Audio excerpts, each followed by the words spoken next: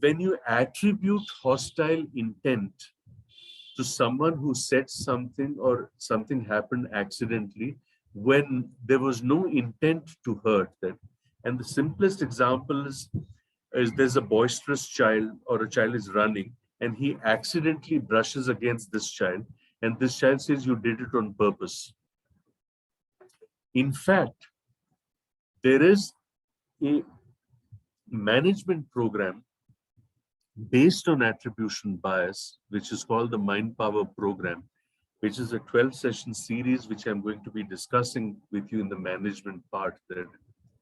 So to work with these people to say on what, not in a confrontative manner, but in a discursive manner, that why did you think that he did it on purpose? Was there a basis? And then for the child to feel that I had no basis. So it's not as though the child who brushed against me is known to aggression. I do not know him, but because he was running up and down and someone told him when to stop and he didn't stop, and therefore his brushing against me was intended to hurt me. So that's what is called an attribution bias. I see that Madhu has a hand raised. Madhu, go ahead. You can unmute yourself and put your question.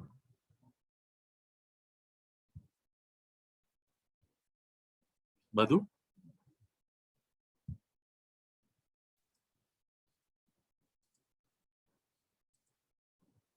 In the meantime, I will go to another question that has come on chat from Dr. Uday Kumar. How much of ADHD or aggression is due to faulty environmental inputs? Is it faulty genetics interacting with the environment? Thank you very much for that question, Dr. Uday Kumar.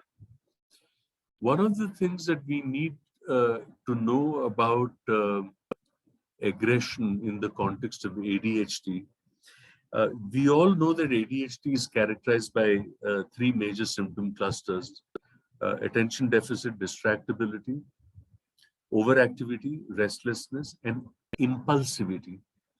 So a lot of aggressive impulsivity, again, this goes to the whole attribution bias issues, impulsively acting out without judging or gauging what the situation was and believing that there was hostile intent there.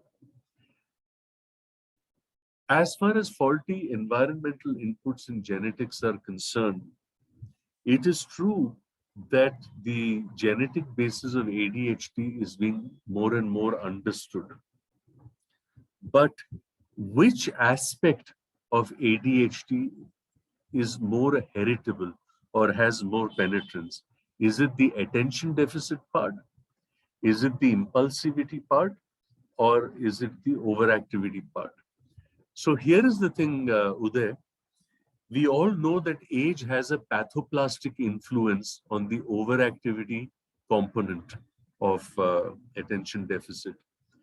But ADHD being a disorder which has heterotypic continuity, and I'll come to Anuradha's question about autism. Children with autism have homotypic continuity, whereas ADHD has heterotypic continuity.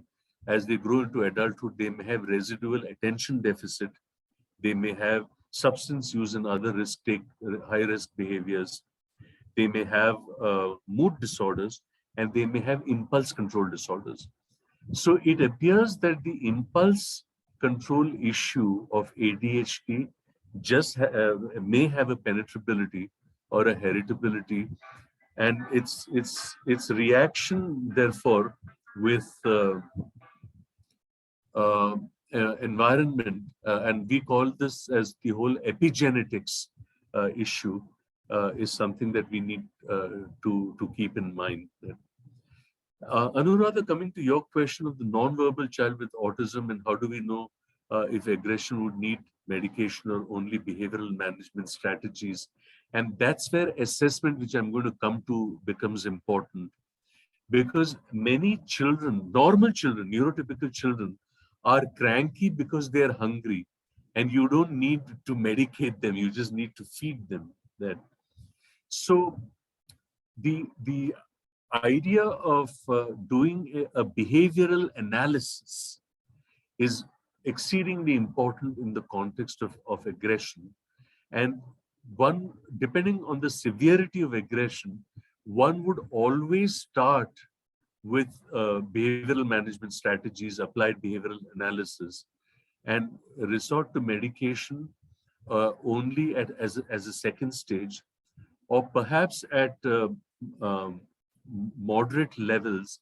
Maybe if medication is used, it is only for an interim period along with behavioral management, and then medication is actually withdrawn.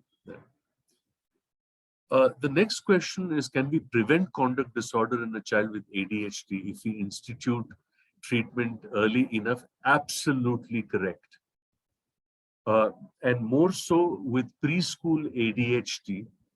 And as Pisharodi is pointing out, the overlap between ADHD, conduct disorder, and oppositional defiant disorder uh, is uh, so. If you put these three circles together of ADHD, a conduct disorder, and ODD, certain children with primary ADHD who have conduct disorder symptoms and so on. That so yes, uh, a subset of children um, will develop ADHD.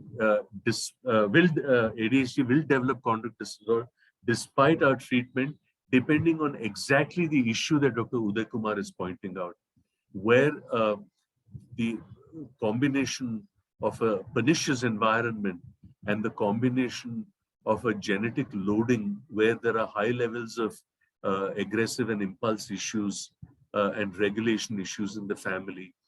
That's the kind of stuff that we need to keep in mind.